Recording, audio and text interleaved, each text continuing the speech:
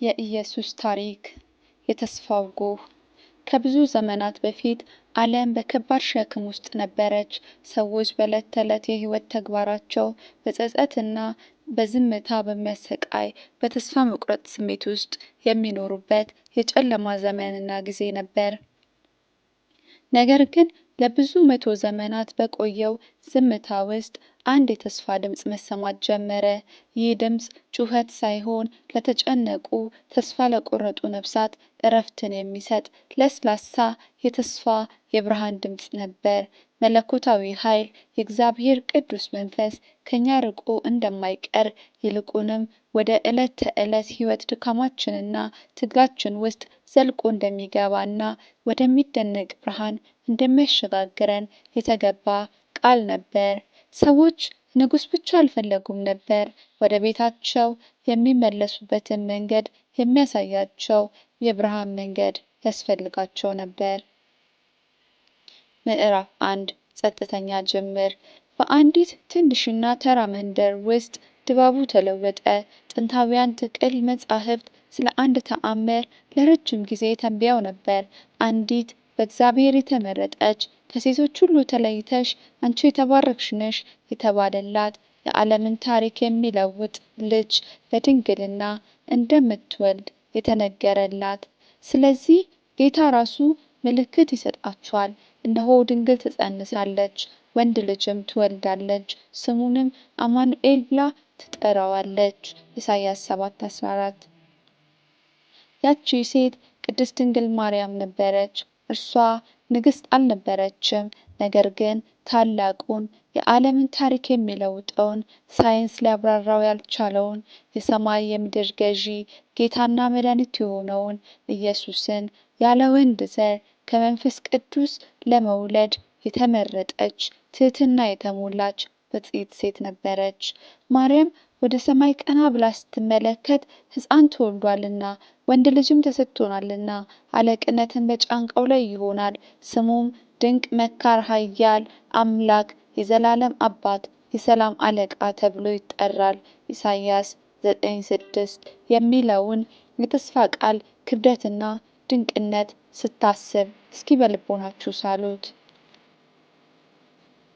ጊዜው ሲደርስ ግን የቤተ መንግስት ግድግዳዎች አልነበሩም። የነበረው የሳር ሽታ፣ የበረት ሙቀትና በቤተልሔም የተሰማ የሕፃን የመጀመሪያ ለቅሶ ብቻ ነበር። በዚያ ቅጽበት ዓለም በእፎይታ ተነፈሰች።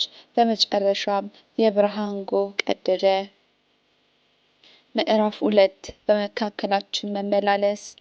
ዓመታት እያለፉ ሲሄዱ ያ ሕፃን እንደ ማንኛውም ሰው መመላለስ ጀመረ።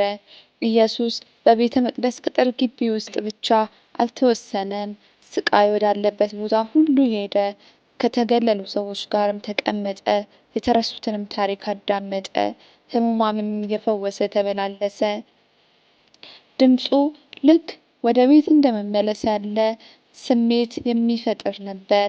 የጌታ የእግዚአብሔር መንፈስ በእኔ ላይ ነው፣ የድሆች ምስራችን እሰብክ ዘንድ ቀብቶኛልና፣ ልባቸው የተሰበረውን እጠግን ዘንድ፣ ለተማረኩትን ነፃነትን፣ ለታሰሩትን መፈታትን እናገር ዘንድ ልኮኛል ባለ ጊዜ የተሰበረ ልብ ያላቸውን ሰዎች በሚመለከትበት መንገድ ያንን ማየት ይቻል ነበር። ኢሳይያስ 61:1። በሰዎች ዓይን ውስጥ ያለውን ድካም ሁላችንም በሕይወታችን ብዙ ጊዜ የሚሰማንን ድካም አይነት ተመልክቶ እንዲህ የሚል አስደናቂ የእረፍት ድምፅ አቀረበ። በሰዎች ዓይን ውስጥ ያለውን ድካም ሁላችንም በሕይወታችን ብዙ ጊዜ የሚሰማንን አይነት ድካም ተመልክቶ እንዲህ የሚል አስደናቂ የእረፍትን ድምፅ አቀረበ።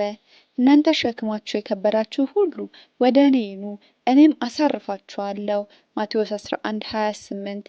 ኢየሱስ አስተማሪ ብቻ አልነበረም፣ የነፍስ ወዳጅ እንጂ። ምዕራፍ 3 ታምራትና ወሬዎቹ። በሄደበት ሁሉ ሕይወት ይከተለው ነበር። በሰርግ ቤት ውሃውን ወደ ወይን ጠጅ ለወጠው። በአንድ ቅርጫት ዳቦ በብዙ ሺህ የሚቆጠሩ ሰዎችን መገበ። በጨለማ ውስጥ ለነበሩ ዓይኖችም ለተሰበሩ፣ ተስፋ ለቆረጡ፣ ሕይወት በብዙ መንገድ ላደከመቻቸው ለተቀበሉት ሁሉ ብርሃንን ሰጠ። ሰዎች ጥንታውያን ትንቢቶች ተስፋ ብቻ እንዳልሆኑ በጊዜው የሚገለጡ እውነት እንደሆኑ መገንዘብ ጀመሩ። ድንበር እና እንቅፋቶችን፣ ልዩነቶችን ሁሉ በማለፍ ኢየሱስ ብርሃን ሆኖ መጣ። እርሱም የያዕቆብን እንድታስነሳ ከእስራኤልም የዳኑትን እንድትመልስ ባሪያዬ ትሆን ዘንድ እጅግ ቀላል ነገር ነውና እስከ ምድር ዳር ድረስ መድኃኒት ትሆን ዘንድ ለአሕዛብ ብርሃን አድርጌ ሰጥቼሃለሁ ይላል ኢሳይያስ 49:6። እኔ መልካም እረኛ ነኝ በማለት ነገሮች መልካም በማይሆኑበት ጊዜ ጥሏቸው እንደማይሸሽ ይልቁንም ነገሮች አደገኛ በሚሆኑበት ጊዜ ለመንጋው የሚራራ ራሱን አሳልፎ የሚሰጥ መልካምና ታማኝ እረኛ እንደሆነ ሁልጊዜ እንደማይለያቸው እንደሚጠብቃቸው ቃል ገባላቸው። መልካም እረኛ እኔ ነኝ። መልካም እረኛ ነፍሱን ስለ በጎቹ ያኖራል። ዮሐንስ 10:11። ነገር ግን የፍቅርና የእኩልነት መልእክቱ እየገነነ ሲመጣ ስልጣን የያዙት ሰዎች መረበሽ ጀመሩ። ብርሃኑ እነርሱ ሊደብቁት የፈለጉትን ጨለማ ማጋለጥ ጀምሮ ነበርና። የዓለም ሸክም። ጌቴሰማኒ ወደ ተባለ የአትክልት ስፍራ አየሩ እንደገና እየከበደ መጣ። በወይራ ዛፎች ስር ኢየሱስ ሊመጣ ያለውን ከባድ ሸክም ተሰማው።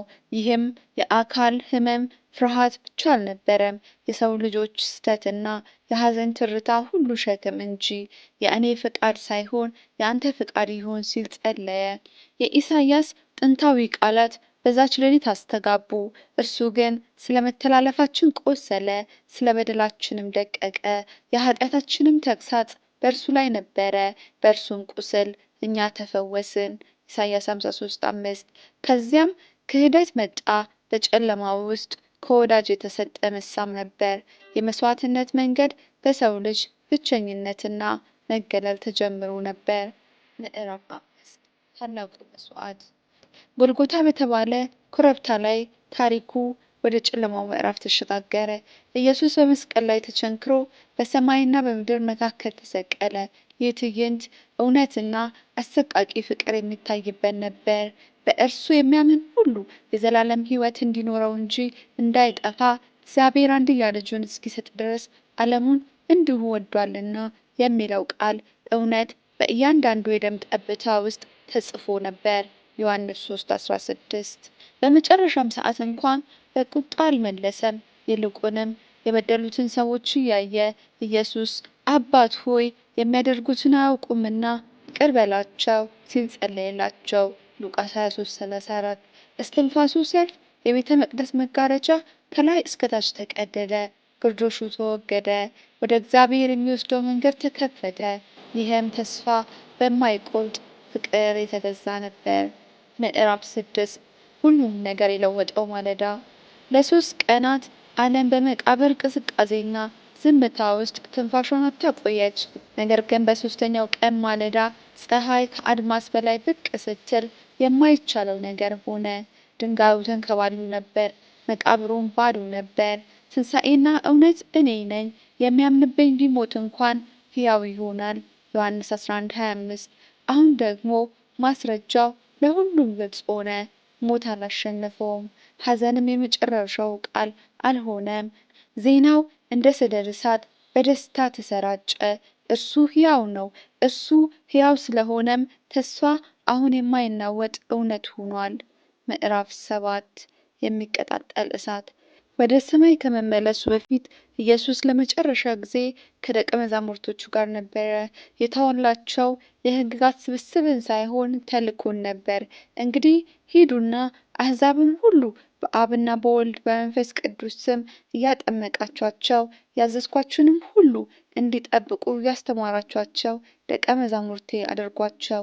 እነሆ እስከ ዓለም ፍጻሜ ድረስ እኔ ከእናንተ ጋር ነኝ። ማቴዎስ 28:19። ይህ የጸጋ ታሪክ በፍቅር በተለወጡ ሰዎች አማካኝነት እስከ ዓለም ዳርቻ እንዲደርስ ፈለገ። እነርሱ መልእክተኞች ብቻ አልነበሩም፣ ዓለምን ለዘላለም የሚለውጠው እንቅስቃሴ ጅምሮች እንጂ። ይህ ታላቅና አስደናቂ ታሪክ ዛሬም አዲስ ነው። ያ የተስፋ ጉዞ አላበቃም፣ ይልቁንም እየሰፋ ሄዷል። ይህ ታሪክ አላበቃም ብሎ በተሰማውና በምትኩ ጸጋን ባገኘ በእያንዳንዱ ልብ ውስጥ የሚኖር እውነት ነው። ጸጋው በእምነት አድኗችኋልና ይሄም የእግዚአብሔር ስጦታ እንጂ ከእናንተ አይደለም። ኤፌሶን 2:8 የሚለው ቃል የዚህ አዲስ ኪዳን የልብ ትርታ ነው። ይህ ታላቅና አስደናቂ ታሪክ ዛሬም አዲስ ነው። ያ የተስፋ ጉዞ አላበቃም፣ ይልቁንም እየሰፋ ሄዷል። ይህ ታሪክ አላበቃም ብሎ በተሰማውና በምትኩ ጸጋን ባገኘ በእያንዳንዱ ልብ ውስጥ የሚኖር የእውነት ታሪክ ነው። በጸጋው በእምነት አድኗችኋልና ይህም የእግዚአብሔር ስጦታ እንጂ ከእናንተ አይደለም። ኤፌሶን 2:8 የሚለው ቃል የዚህ አዲስ ኪዳን የልብ ትርታ ነው። በትህትና በረት ውስጥ የጀመረውና መስቀሉን ተቋቁሞ ያለፈው ያ ከሳይንስ እውቀት ከሰዎች አእምሮ በላይ ታላቅ ታሪክ የሆነው ዛሬም ሰዎችን ሁሉ በዚህ ዓለም እውቀትና ሀብት ፈጽሞ ሊገዛ ወደማይችል እውነተኛ ሰላምና እረፍት የሚጠራ ክፍት የሆነ ግብዣ ነው። ሰላምን እተውላችኋለሁ፣ ሰላሜን እሰጣችኋለሁ። እኔ የምሰጣችሁ ሰላም ዓለም እንደሚሰጠው አይደለም። ልባችሁ አይታወክ አይፍራም። ዮሐንስ 14:27 ይህ ታሪክ የማይደርቅ የምህረት ምንጭ ነው። ሌሊቱ ምንም ያክል ቢጨልም አዲስ የተስፋ ብርሃን ሁል ጊዜ እንደሚቀድ የሚያበስር የፍቅር ቃል ነው። ይህ ታሪክ የማይደርቅ የምህረት ምንጭ ነው።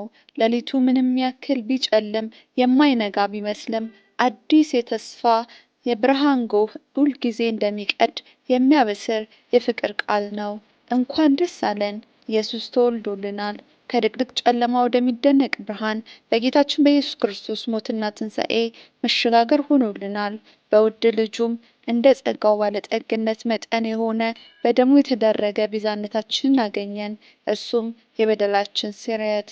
ኤፌሶን 1:7 እግዚአብሔር ይወደናል፣ ለዛውም ለሞት ራሱን አሳልፎ እስከ መስጠት በጸና በሁኔታ ላይ ባልተመሰረተ ወረት በማያውቀው በዘላለም በጸና ፍቅር ክብር ለወደደን ላፈቀረን በደሙ ለተቤዠን ለውድ ለአባታችን ለአምላካችን ለእግዚአብሔር ይሁን በኢየሱስ ስም አሜን።